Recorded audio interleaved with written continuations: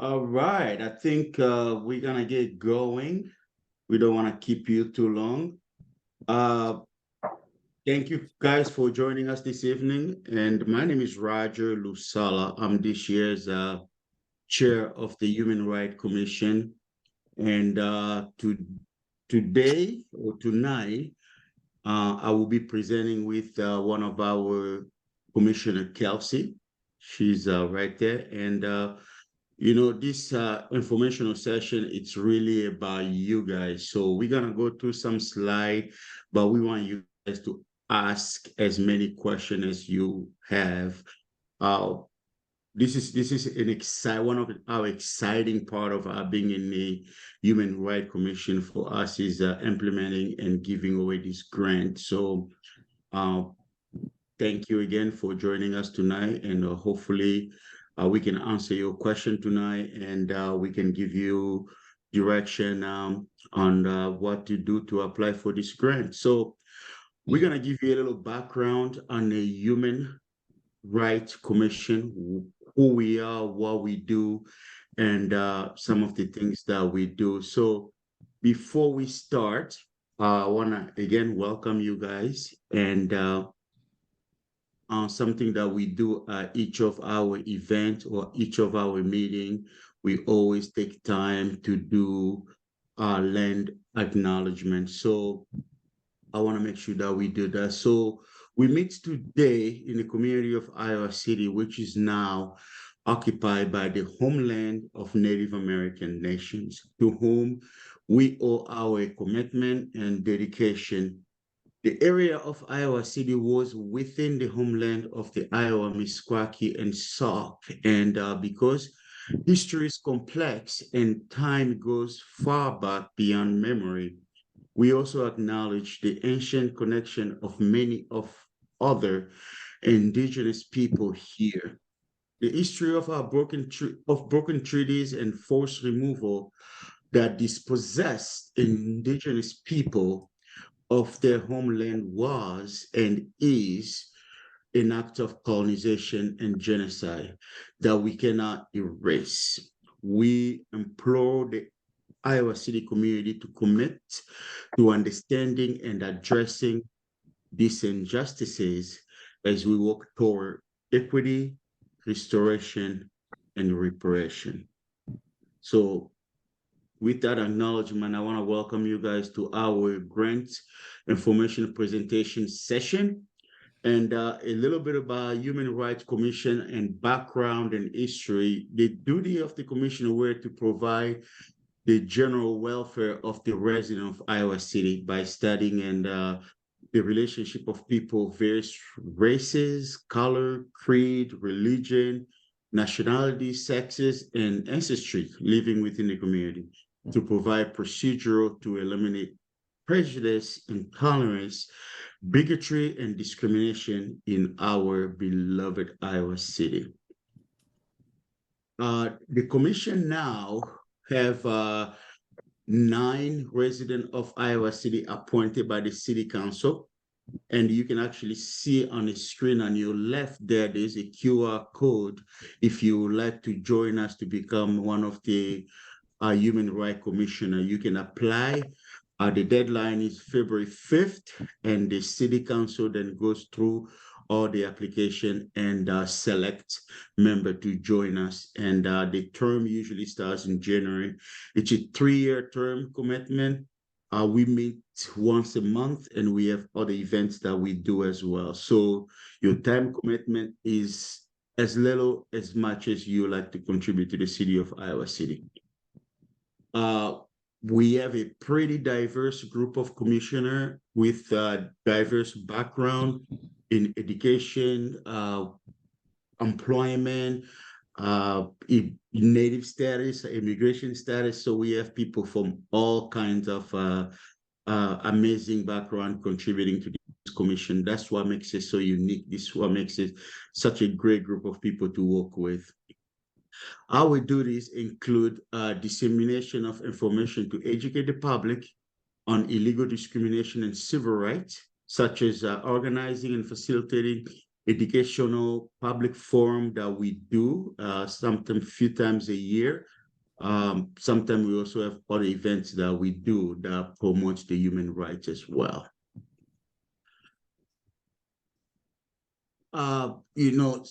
To continue with our duties, we are one of the commission, just as many other commission, that we make recommendation to the city council for further legislative concerning discrimination. It may deemed necessary and desirable. Our job is to make recommendation. Their job is to either adopt it or reject it. We also work with cooperating with the limit of our appropriation make for its operation with the agency and organization, both public and private. So we work with other organizational group in Iowa City as well. And we also do plan program and activities designed to eliminate racial, religious, cultural, and other intergroups tension, including but not limited to sex, color, creed, disability, gender, identity, sexual orientation, marital status, age, and national origin. So we are pretty involved in Iowa City. Currently, we have 9 members serving on the Human Rights Commission. Myself, I'm actually ending my 3-year commitment now. We have our vice chair, Sylvia Jones, and we have Commissioner Ismail, Commissioner Kolash, Commissioner Maliabo, Commissioner Panja, Commissioner Priest, and our newest Commissioner Kadura, and of course we have Kelsey. So this is a great group of people that I get the privilege to learn from, to walk beside, and to just do whatever we do to make our city a better place to live, work, and play. This is some of the stuff that the human rights do. Each year, we hold 2 main events. One of them is usually in the spring. It's our Youth Award.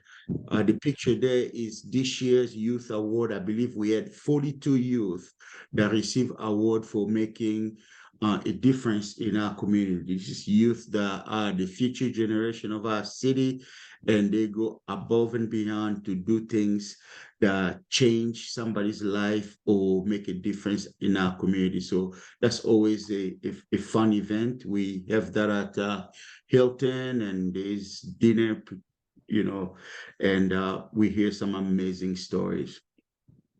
The second award we do, it's what we call the Human Rights Award. This is actually, it was just last month in October here. I believe it was October 19th. And we had amazing people, incredible story. This is truly people are human rights champions that live, work, and play here in our communities. I will encourage you guys to go to our website, read some of the amazing stories of the incredible contribution these people that were presenting this award are making in our city. Human Rights Commission, we also do hold some activities that challenges the community think differently or challenges the community to learn new things. One of our big campaign was in the fall of 2022. We had a campaign called Implicit Bias Challenge, which we encourage members of the community to take the Harvard Implicit Bias test. There's so many of them, you can take them, and then we ask people what they learned from it. They didn't have to give us their score, they just had to tell us what they learned from it. We had some community members, city council members, school board, and just many community leaders that took the challenge, and we published all those information. It was just learning about your own bias. We all have bias, and learning about it, it makes us better people because we know how we can act on that. So if you are still interested, those information are out there. You can look for them. We also sponsor one of the movie at the field scene, the movie called Till. If you have not seen this movie, I will encourage you to go see it. It's truly a life-changing movie. It's just an amazing story, a sad story. If you haven't seen it yet, look for it. Just make sure you have some tissue with you. So, another many other activity we do, we are part of pretty much every events that happens in Iowa City. You can see our commissioner below there at the Pride festivals. I think the one on top, it was Juneteenth, and another one was so we do promote on every event that happens in Iowa City. We want to make sure that we are part of it and teaching and sharing information about the human rights and the things that happens in our city. So uh, we as human rights, we feel it's important to take a stand on some issue that happens in our community, our state, or our nation. So whenever there's an issue that it's deep in our heart or in human rights, we make sure that we put out statement. We put out a statement in 2020 when we're talking about after the murder of our African American, we made sure that we put our statement over there. So those are things that we do. Usually, the couple commissioner will come together, we work on a statement, we take it to the group, and we approve it, and we put our statement. So that was George Floyd statement that we put out after the march of Black Lives Matter in 2020. We also put out another statement after the major reversal of Roe v. Wade. We put out a statement and just promoting human rights, making sure that people have their rights. We believe in those things, so we make sure that we stand up for what we believe in and what's right. We also did put out a statement on. I don't know if many of you knew that we had some situation in Iowa City at story time at the library where we do some drag. People in drag, they tell story, and we have some protest that was more of intimidation, and so we wanted to make sure that we put out a statement on that and stand up for what's right. So the most recent statement we put out was, after the war that we are all seeing right now between Israel and Hamas and what's going on in Palestine. So we put out a statement on that as well. We just want to make sure that people are safe, people are treated well, and there's peace around the world. And this is not to put one country down or the other group down. It's more of just respecting humans' rights. Human rights are basic rights. Great. So I'm going to come in now. If I can also advance slides while speaking. Let's try. There we go. Hi, everybody. I'm Kelsey Paul-Shantz. I work with Roger on the Human Rights Commission as a Human Rights Commissioner. And so now we're just going to transition into speaking about the Racial Equity and Social Justice Grant Opportunity, which is what I assume you're all here to hear more about and to get a bit more information on. So just a little bit of background of why this is available, where this comes from. So in 2017, City Council created the Racial Equity and Social Justice Grant. You might see that referred to as RESJ in the descriptions as well as the materials. That's what we mean when we use RESJ. And they created this grant to assist community-based organizations in building capacity to address racial equity and social justice needs. So in 2024, there is a total pool of $100,000 that's already been allocated from the city budget. So City Council, as well as the entire city of Iowa City's Department and City Manager, really have, this fits within the strategic values and the strategic framework. So there's 4 different aspects of the city's strategic plan involving housing and neighborhoods, the economy, safety and well-being, and mobility. And so this grant application sits within that strategic plan. Recent recipients of the Racial Equity and Social Justice Grant include many of the organizations that you see here.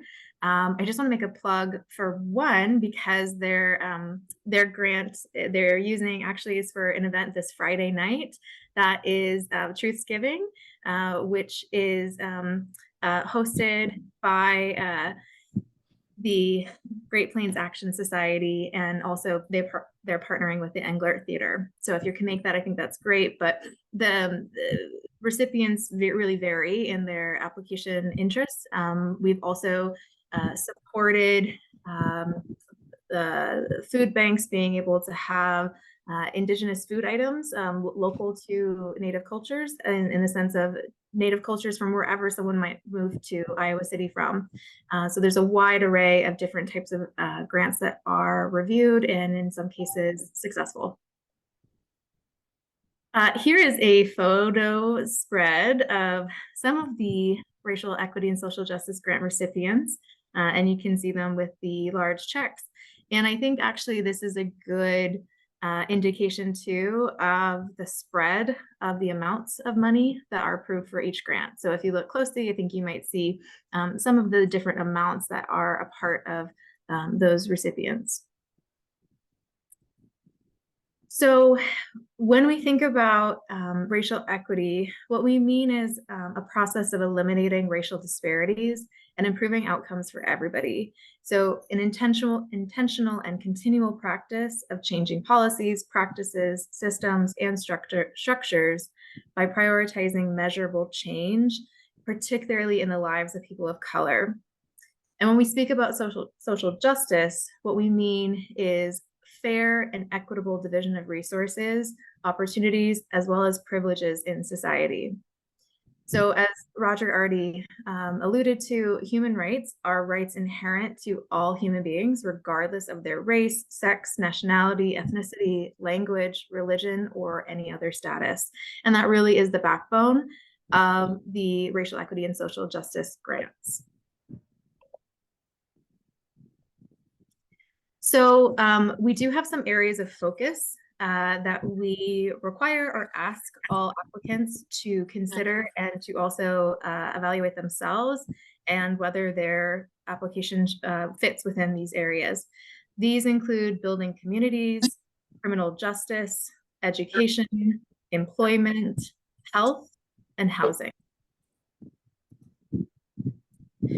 There are also some technical requirements, and you'll recognize a QR code on the left of the screen. If you hold up your camera app on your phone over that QR code, it should open to a link where you can see more details on this, but obviously all the materials are online too. So some of the requirements include that the organization must be physically located in Iowa City. The project must take place in Iowa City. It should seek to eliminate inequity in the community, whether this is at the individual, institutional, or structural level. The project must be a new project. And there is an exception to this, which is that organizations that were just funded in the last grant cycle may reapply for the same project to be funded under this next cycle. Applicants cannot be governments, public schools, and colleges or universities. Applicants can request, no more than $25,000 US, and projects cannot be for fundraising purposes. So some of the things that we invite you to consider when deciding on a project that you might like to submit an application about to the Racial Equity and Social Justice grant application process include: what are the priorities of the organization? Are there indicators that there are gaps or needs in services or programs that the organization is uniquely placed to address? Is there any data that you can include on community trends that demonstrate this gap or need? And then if yes, we invite you to develop an action plan that answers a few key questions. First, as referenced, what is the identified gap or need? What is it specifically, for example, that you hope to make change on related to racial equity and social justice, and a gap that no one else is working on or achieving right now? Second, how can the organization mitigate the gap or need? So for those that are part of the grant application process or those that you represent, how are you uniquely positioned in order to address that gap? Third, what supports are needed? So resourcing specifically, what kinds of materials, books, food items, all the different things that might be needed in order to carry out your project. And fourth, how can success be ensured? So are there other partners that you plan to work with in reaching your success? Are there other needs that you'll need? So maybe this is a partial grant request, but there's additional funding that will be necessary.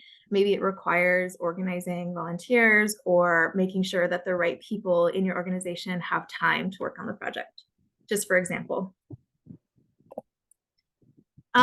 There are a few tips that we want to recommend as you're building your applications. This includes that when filling out the application, please make sure that you're clearly communicating the background and the goals of the project. We do want to get to understand and know your organization or your reason of why. Why are you doing this work? That's a really helpful thing for us to be able to know, and for anyone who's reviewing the grants. Once you have filled out the application, we invite you to save it and have someone unfamiliar with the project look it over, proofread it, check it for grammatical clarity, but also check that it makes sense to an outside audience and that you've met all the guidelines. We invite you to be clear and specific about the outcomes.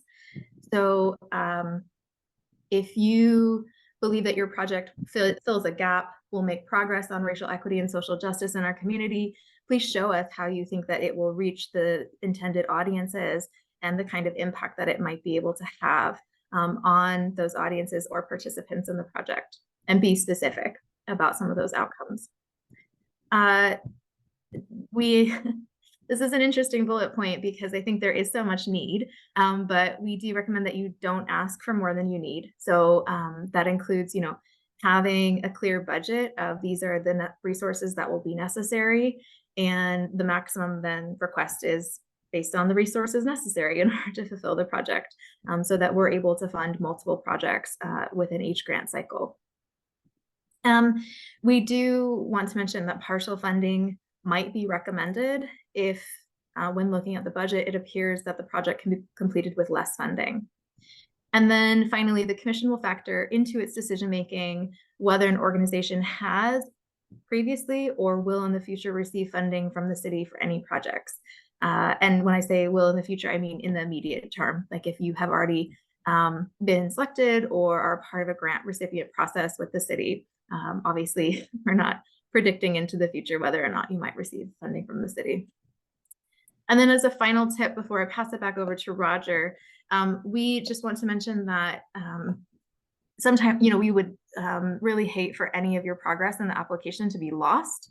And so as you go through the online application, please go ahead and keep a Word document open or any other a word processing document open to copy and paste in both the questions and your responses. That way that you can always have it saved on your own device, so that if anything happens with your web browser, you don't lose, potentially hours of your time and your work. All right, I'm gonna come back and just talk about, few of the review process that we use. So when we get this application, Stephanie, she's amazing and she keeps us all looking good. The way we get all the application in the booklet, and all 9 members of the commission, then they get those booklets to review your application. So just think about it. There's so many great organizations in Iowa City. There's so many amazing group of doing some amazing work. So make sure that we can understand your application when we are reading it. Make us learn about your organization through your application, because make sure your mission is there, your vision is there. That way we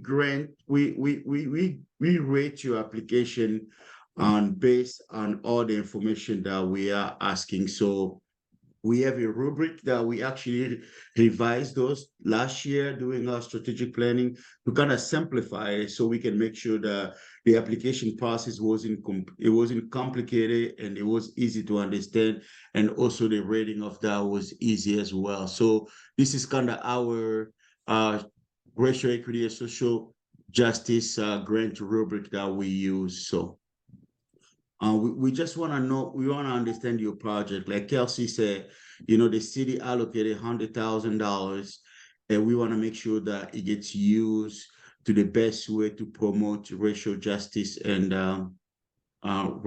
social justice and racial equity with the project that you propose. And I believe this is how we grant the application. This is actually for last round. We only had $100,000, but we got $329,000 worth of requests. So we want to make sure that we're allocating that the best way we know we can do it. So we find the average, everybody kind of rates your application, and we come together in one big meeting and we discuss why did you do this and why did you rate it like that? So it's very important to us to make sure that we find a happy medium on making sure that the money that we're giving each organization will be put into good cause. The timeline, so start early. Late application are not reviewed, so we're not gonna get any late application. The grant links to apply will be open December 1st, and you have about a month to get that done, and then through January 5th. The Human Rights Commission will send a recommendation to the City Council. We usually send it for approval during the March 31st meeting, and the money is available to you on June 1st. So with this grant, you're not getting money little by little. You get the whole lump sum right in front, so we can make sure that your project is successful and you get it done. Then after that, then we get quarterly reports and things like that. So start early, finish your application, review it, like Kelsey said, have somebody else that doesn't know your organization review it to see if it makes sense to them, and they get it to us on January 5th.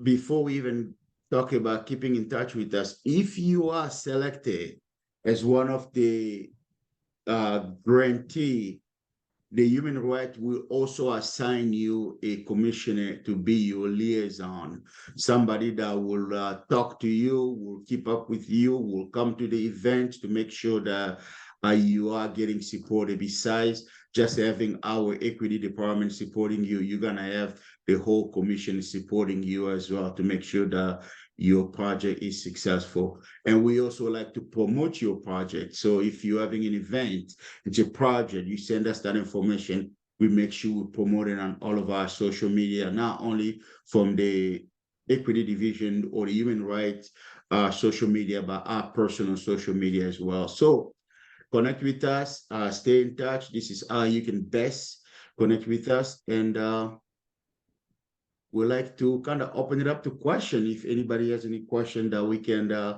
help clarify things or give some guidance. How you doing? Yes. Can you hear me or am I slow? We can hear you. Okay. I can hear you. Okay. As some of y'all, of course, I do the news and we on our own streaming networks. How would we go about getting involved in what you guys are doing to cover some of the things you're doing, as we do get involved with a lot of communities across the U.S. when it comes to impacting social justice, when it comes to dealing with human rights and the differences? Because our goal with our media is to show the different cities what's going on, but also the positiveness that is going on in the cities. And I don't think as the concept grows on what we're doing, we're trying to get each city and give them time on the network so other people understand what's going on. And hopefully it inspire other cities to come aboard and do something too. So how do we go about getting information from you guys? And if you are having meetings such as this right here, if it's going to go out, or you have some other Zoom meetings that we can get put on our network, who would we need to speak with? Yes, so we have a human rights coordinator, Stephanie Bauer.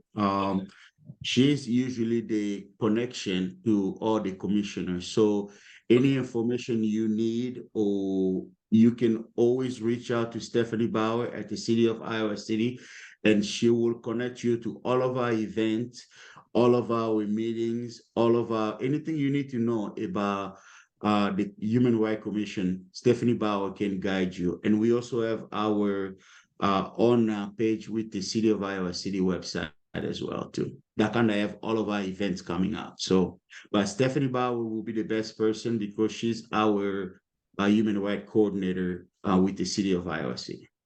Okay, I spoke with her on yesterday. So Yeah. thank you. May I ask how long has this been going on? The Iowa City Human Rights Commission, actually, we're just celebrating our 60 years. So this is 60, and there's only 2 other cities that had their Human Rights Commission before us. That was City of Des Moines and City of Davenport. So this year we are celebrating 60 years of doing amazing things in the community. And I'm not trying to top your time. I could get all that from her, and if we wanted an interview to put a story together or something, we can get all that from Stephanie. Yes, you can. Okay. Is there anybody still alive from the 60 years that was on the commission, involved in the commission? Well, I don't know, but I know there's a lot of past commissioners that are still involved in our community and still doing amazing things in our community. So I don't know. I have to do some research and ask Stephanie to see if we have any of those original members. Thank you. Thank you. Any other questions? We've got a question from Jen. Hi, Jen. Hi, I have a few questions actually. Because of the size of the screen on my laptop, I was kind of unable to see the pictures of past grantees, but I'm wondering if this grant is open to for-profits and nonprofits, or nonprofits only? The grant is actually open to both. Okay. So you can be a nonprofit, a for-profit. It just depends on what project you are proposing. Okay. And all the information that we presented today on a past grantee, it's also in our website.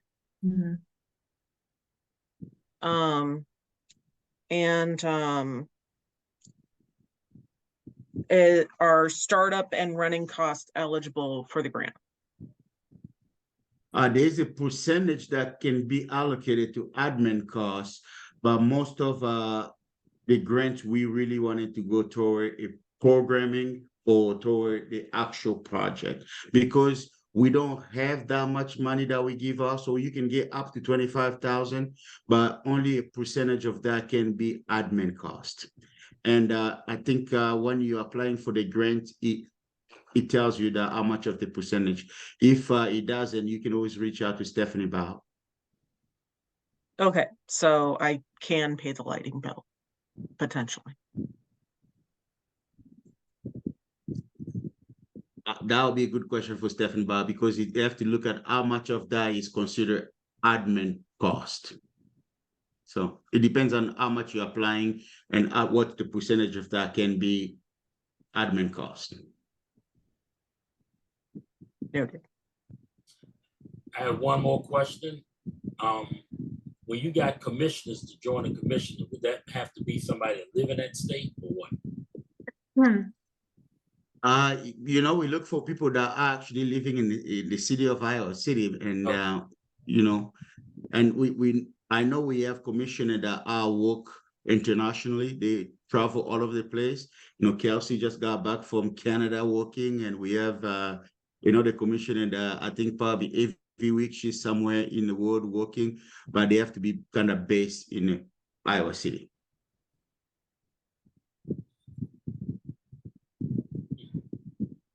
And may I ask, how often do the grants be given out? Is it once a year, once a quarter? We do the racial equity and social justice grant once a year. We do fund small project. We have a small budget that we can we pay for sponsor or things like that. But this grant, it's once a year. The city of Iowa City allocates $100,000 on their budget for this grant once a year. And then in chat, Stephanie has linked in the webpage where you can find more information about the Human Rights Commission initiatives, as well as specifically the racial equity and social justice grant opportunities. So that link is there for everyone. And Stephanie has given a great reminder that specifically just this grant application process, it was established in 2017. So the commission has been around for 60 years, but this grant process was established in the year 2017. I would say that since its inception, the value has increased yearly, sometimes significantly, sometimes not. But currently, we're able to grant out $100,000 next year. Now, I don't know how many people you have here, so I don't want to take up a lot of your time. But how would we go about covering some of the things you guys are doing that is awesome with some of the people who already have the previous grants that we can feature and help get the word out on what they're doing and what you guys are doing? I mean, I think that's a great question. I think we probably just want to have a follow-up conversation. Okay. It sounds like you're already connected with Stephanie too. And so just so that we could use our time tonight to maybe see if there's questions about those that maybe might be interested in the grant application process, I think maybe it would be wonderful to have a follow-on conversation with you, Anthony. Thank you. Thank you. Do we have any more questions regarding the grant process or the grant application?